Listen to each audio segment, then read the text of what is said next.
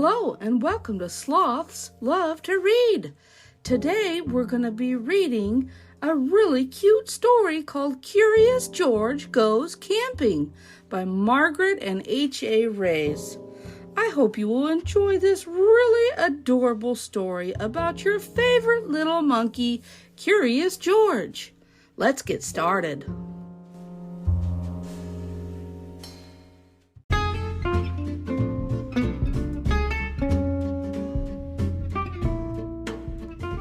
Curious George Goes Camping by Margaret and H.A. Ray. This is George. He was a good little monkey and always very curious. This weekend, George and his friend, the man with the yellow hat, had special plans. They were going camping. At the campsite, the man with the yellow hat unpacked their gear while George looked at all the tents. He saw tents for big families and one just the right size for a puppy. There were even tents on wheels.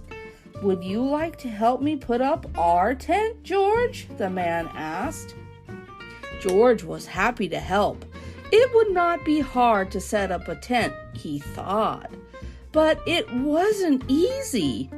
"George, why don't you fill our bucket with water at the pump?" his friend suggested. "We'll need it by our campfire later when we roast marshmallows." Marshmallows. George loved marshmallows. He couldn't wait to try them roasted. "Now, don't wander off and get into trouble," the man warned. But George did not hear him. He was already gone. At the pump, George worked the handle up and down, and soon his bucket was full. On the way back down the trail, he saw a family packing up. George watched a girl pour her bucket of water on a campfire. The fire fizzled out. George thought that looked like fun. He poured his bucket of water on the next campfire. "Hey," yelled the camper, "we weren't finished with that yet."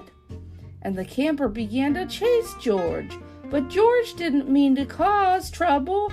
Now he only wanted to hide. He ran into the forest as fast as he could, but the camper's footsteps followed close behind. George ran faster and faster. The footsteps came closer and closer until suddenly they were passing George.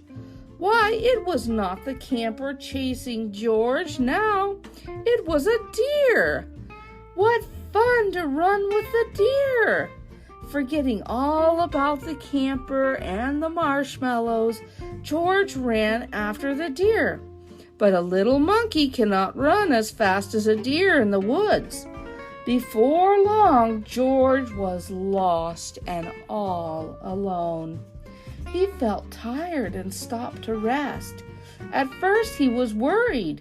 He was very far from camp, but there were lots of other animals to keep him company. He saw a lizard sunning on a rock and a squirrel chattering in a tree. Then he saw the tail of a black and white kitty peeking out from under a bush. He was curious. Would the kitty like to play? George gently pulled the kitty out. But it was not a kitty. It was a skunk, and it was scared. The skunk lifted his tail and sprayed. Phew! The spray smelled awful. The animals tried to get away. George wanted to get away too, but he could not. The smell was all over him. How would he ever get rid of this awful smell, he wondered. Too bad he could not take a bath in the woods. Then George had an idea. He would wash the smell off in the creek. George jumped into the cold water. He splashed and scrubbed, but he was still smelly. And now he was wet, too. But what could he do? George thought and thought. If he climbed up a tree to dry off, would the smell blow away? No, even dry and high up in the tree, George did not smell better. Poor George. He wished he hadn't wandered so far from camp. He wished he were roasting marshmallows with his friend. Suddenly, George heard footsteps heading toward him. Someone was coming. It was the forest animals, but they ran right by him. They had seen something scary, and George saw it too. It was a fire. George had gotten into trouble for putting out one fire, but this fire wasn't in the campground. This was an emergency. Quickly, George climbed down the tree and grabbed his bucket. He scooped it full of water in the creek. Then, being careful not to spill, he climbed back up and swung from branch to branch through the trees. When George got close enough to the fire, he reached down and poured the water on the flames. Out went the fire with a big hiss. And just then, George's friend rushed out of the forest with the ranger. "George," he called, "I was afraid you would be here." "It's a good thing you were here, George," the ranger said.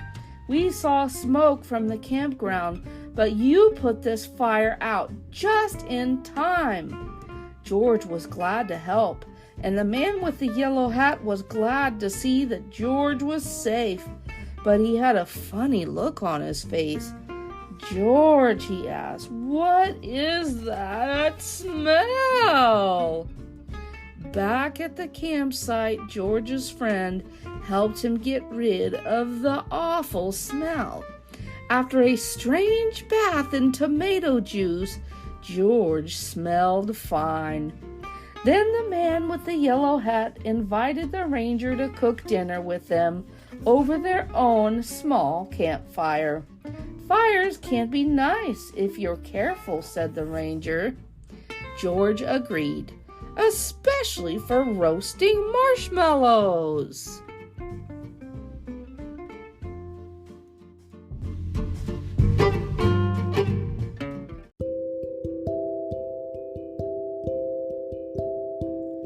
Oh, this has been such a cute story. Curious George Goes Camping by Margaret and H.A. Ray. If you ever see a campfire or a wildfire, be sure to tell an adult or a ranger right away. Campfires that don't put out their fires can be a very dangerous situation. And forest fires are very dangerous indeed. Make sure you're always telling an adult if you ever see anything that you think might be a danger to the forest or animals around.